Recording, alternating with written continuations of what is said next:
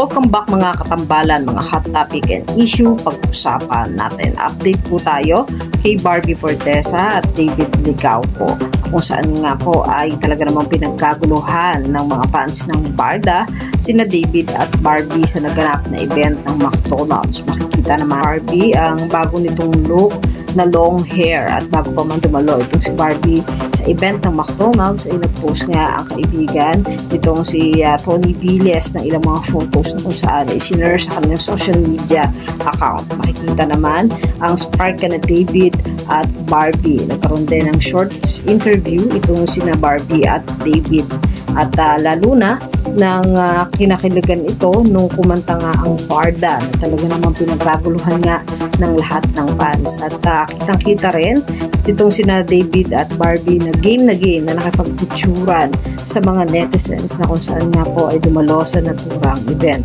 Samantalang game din si Miss Heart Evangelista na kasama nga itong sina Barbie at David sa event. Maka naman kay Heart Evangelista na napakaganda nito sa naturang event, at talaga namang game na nakipagpicturan din na may sign pa nga ng McDo kasama nga itong sina Barbie at David. Sa muling pagsasama nga muli ng Barda ay talaga namang nag-uumapaw ang hilig ng mga fans. Talaga namang napakagwapo ng pambansang Ginoo at napakaganda nga ni Barbie Fortesa. Yan po yung mga update natin ngayon kay Barbie at kay David. Yung mga katambalan, ano ang masasabi nyo? Mag-comment lang sa comment section at pag-usapan natin.